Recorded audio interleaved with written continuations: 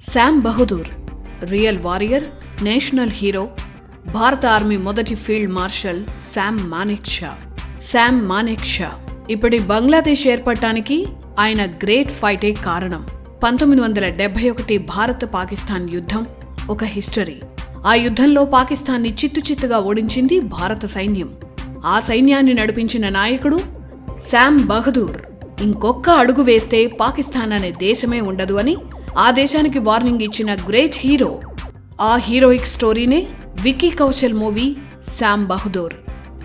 ప్రపంచానికి భారత సైన్యం దమ్ ఎంతో చూపించిన శామ్ బహదూర్ గురించి ఇప్పుడు తెలుసుకుందాం.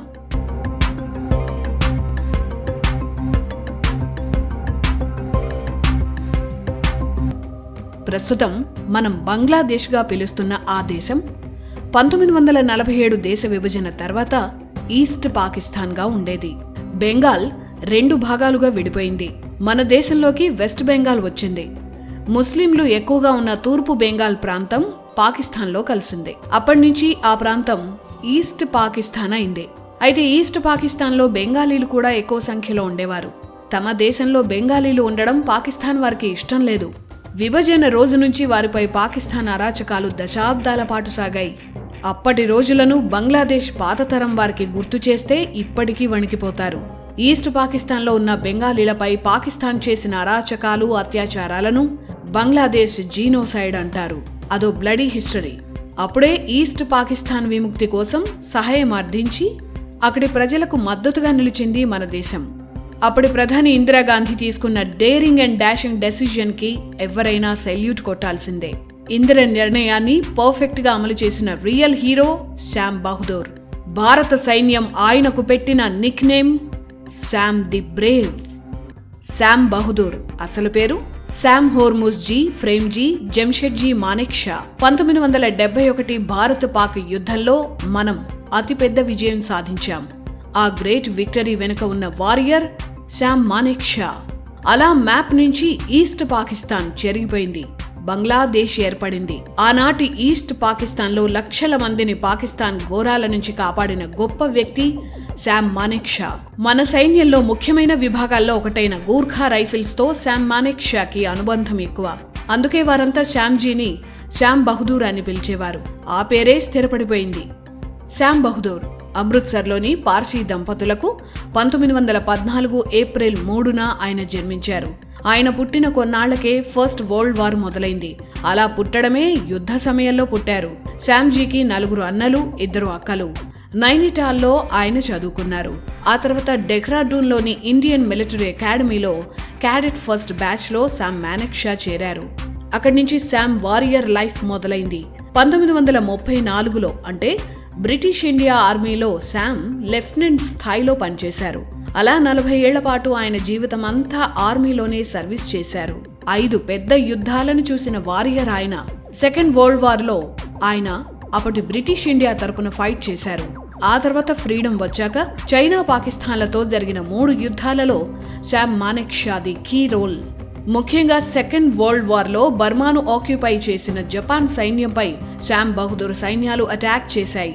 అప్పుడు శామ్ కడుపులోకి 7 తుపాకీ గుళ్లు దూసుకుపోయాయి. ఆయన మరణించారనే అందరూ అనుకున్నారు. అప్పట్లో బ్రిటిష్ సైనికుల వీరత్వానికి ఇచ్చే అత్యుత్తమ పథకం మిలిటరీ క్రాస్. బట్ ఆ పథకాన్ని అమరవీరులకు ఇవ్వకూడదనేది నియమం. ఇన్ని తుపాకీ గుళ్లు తగిలిన మానేక్షా బతకడం కష్టమని బ్రిటిష్ అథారిటీస్ అనుకున్నాయి. అందుకే ఆయన బెడ్ పై ఉన్నప్పుడే బ్రిటిష్ టాప్ రెస్పెక్ట్ గా భావించే మిలిటరీ క్రాస్ రిబ్బన్ ని మానేక్షాకి ఇచ్చి గౌరవించారు. అలాంటి great warrior Sam Manekshaw.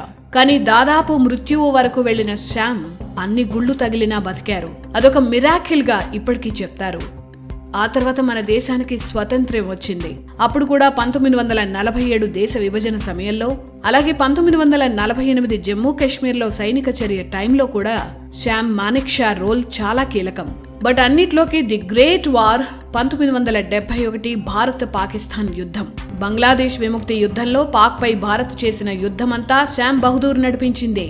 December 13, 1971 ఆ రోజు పాకిస్తాన్ సైన్యానికి చెమటలు పట్టించారు మానేక్షా. భారత్ పాక్ యుద్ధ సమయంలో భారత సైనిక దళానికి నాయకత్వం వహించిన మానేక్షా పాక్ ఆర్మీని హెచ్చరించారు. లొంగకపోతే పాకిస్తానే ఉండదు అని స్ట్రైట్ వార్నింగ్ ఇచ్చిన సాహసి ఆయన. అప్పుడు యుద్ధంలో ఆయన మాటలు పాక్ గుండెల్లో దడ పుట్టించాయి. ఆ యుద్ధంలో పాక్ చిత్తుగా ఓడిపోయింది. 45,000 మంది పాక్ సైనికులు, మరో 45,000 మంది పాక్ సిటిజన్స్ యుద్ధ ఖైదీలుగా పట్టుబడ్డారు. ఆ తర్వాత బంగ్లాదేశ్ ఆవిర్భవించింది. 1971లో బంగ్లాదేశ్ ముక్తి దళాలు, ఫీల్డ్ జనరల్ శామ్ మానేక్షా నేతృత్వంలోని భారత సైన్యం కలిసి పాకిస్తాన్ సైన్యంపై యుద్ధం చేశాయి. అప్పటి ఈస్ట్ పాకిస్తాన్లో 1970లో ఎన్నికలు జరిగాయి. ఆ ఎన్నికల్లో ఆ ప్రాంత ప్రజలు పాకిస్తాన్ అరాచకాల నుంచి విముక్తి కోసం పోరాడుతున్న అవామీ లీగ్ పార్టీని గెలిపించాయి. కానీ ఆ విజయాన్ని పాకిస్తాన్ ప్రభుత్వం గుర్తించలేదు. పైగా ఈస్ట్ పాకిస్తాన్ కి సొంతంగా అధికారం ఇవ్వకూడదని కుట్ర చేసింది పాకిస్తాన్. పాక్ సైన్యాలు ఈస్ట్ పాకిస్తాన్ ని అటాక్ చేశాయి. అవామీ లీగ్ తరపున గెలిచిన రెహమాన్ పై దేశద్రోహ ఆరోపణలు మోపి లాహోర్లో అరెస్ట్ చేశారు. ఈస్ట్ పాకిస్తాన్ ప్రజలను నానా హింసలు పెట్టేందుకు పాక్ ప్రభుత్వం తన ఉన్మాదమంతా చూపించింది. ఇందుకు అప్పటి పాకిస్తాన్ ప్రెసిడెంట్ యహ్యా ఖాన్ ఒకరిని ఎంపిక చేశారు. అతనే అత్యంత క్రూరుడైన జనరల్ టిక్కా ఖాన్. టిక్కా ఖాన్ ఈస్ట్ పాకిస్తాన్ వచ్చాడు. 1971లో బంగ్లాదేశ్ రాజకీయ నేతలు, విద్యార్థులు, మైనారిటీలపై ఘోరమైన దాడులు చేసింది పాక్ సైన్యం. 1971 బంగ్లాదేశ్ జీనోసైడ్ గా చెప్పే ఆ ట్రాజెడీలో ఈస్ట్ పాకిస్తాన్ పౌరులైన 5 లక్షల మంది బెంగాలీలపై మాస్ మర్డర్స్ జరిగాయి. ఈ మాస్ మర్డర్స్ లో మరణించిన వారి సంఖ్య 30 లక్షలని కూడా చెప్తుంటారు. ఈ జీనోసైడ్ లో అతి ఘోరమైన విషయం 2 నుంచి 4 లక్షల మంది మహిళలపై జరిగిన దారుణ అత్యాచారాలు. కాన్సంట్రేషన్ క్యాంపుల తరహాలో ప్రత్యేక కారిడార్లు ఏర్పాటు చేసి మరీ బెంగాలీ మహిళలపై నెలల తరబడి అత్యాచారాలు చేసింది అప్పటి పాక్ అరాచక దళాలు. అప్పుడే లక్షల మంది ఈస్ట్ పాకిస్తాన్ పౌరులు మన దేశానికి అక్రమంగా వలస వచ్చారు. ఈ వలసలను ఆపాలని 1971లో భారత ప్రధాని ఇందిరా పాకిస్తాన్పై యుద్ధం ప్రకటించారు. ముక్తి బాహిని సైన్యానికి కొండంత అండగా అప్పటి భారత ఆర్మీ చీఫ్ శామ్ మానేక్షా నిలబడ్డారు. తన ఎక్స్పీరియన్స్ తో శామ్ మానేక్షా వారిని నడిపించారు. దొంగ దెబ్బ తీయడం తప్ప ఇంకేదీ చేతకాని పాకిస్తాన్ మన భారత సైన్యం దెబ్బకి జస్ట్ 2 వారాల్లోనే తోక ముడిచింది. 1971 డిసెంబర్ 14 నాటికి పాకిస్తాన్ ఆర్మీ పని అయిపోయింది. పాకిస్తాన్ ఆర్మీ కమాండర్ నియాజీని భారత సైన్యం ఎదుట లొంగిపోవాలని, లేదంటే పాకిస్తానే ఉండదని టెర్రిఫిక్ గా హెచ్చరించారు శామ్ బహదూర్. 1971లో డిసెంబర్ 16న 93,000 మంది పాకిస్తాన్ దళాలు భారత సైన్యానికి లొంగిపోయాయి. పాకిస్తాన్ నుంచి ఈస్ట్ పాకిస్తాన్ కి విముక్తి లభించింది. బంగ్లాదేశ్ దేశం ఏర్పడింది. ఇదంతా Sam Bahadur 1 man war show. Bangladesh ఉన్నంత కాలం అక్కడి ప్రజలు స్మరించుకోవాల్సిన గొప్ప వ్యక్తి శామ్ బహదూర్. 1937లో శామ్ బహదూర్ లాహోర్లో సర్వీస్ చేశారు. అక్కడే సిల్లు బోడేను ఒక కార్యక్రమంలో చూసి శామ్ ప్రేమించారు. అదే ఏడాది వారిద్దరి వివాహం జరిగింది. శామ్ బహదూర్కి 2 కుమార్తెలు. ఇది ఆయన కుటుంబం. భారతదేశపు first field marshal Sam Manekshaw. 1969 నుంచి 73 వరకు శామ్ ఆర్మీ చీఫ్ గా పనిచేశారు. 1973లో భారత ఫస్ట్ ఫీల్డ్ మార్షల్ గా శామ్ బహదూర్ అపాయింట్ అయ్యారు. జీవితాంతం ఆ గౌరవం పొందారు శామ్. ఇటు పాకిస్తాన్, అటు చైనా లాంటి దేశాల నుంచి మన సరిహద్దులను సురక్షితంగా కాపాడి ఒక ల్యాండ్ మార్క్ ఆర్మీ స్ట్రాటజీని క్రియేట్ చేసింది శామ్ బహదూరే. ఈ సేవలకే శామ్ బహదూర్కి 1968లో పద్మభూషణ్, అలాగే 1973లో పద్మ విభూషణ్తో భారత ప్రభుత్వం సత్కరించింది. శామ్ బహదూర్ భార్యకు తమిళనాడులోని నీలగిరి ప్రాంతం అంటే ఇష్టం. అందుకే రిటైర్ అయ్యాక నీలగిరి ప్రాంతంలోని కూనూరు అనే గ్రామంలో శామ్ బహదూర్ ఫ్యామిలీ సెటిల్ అయింది.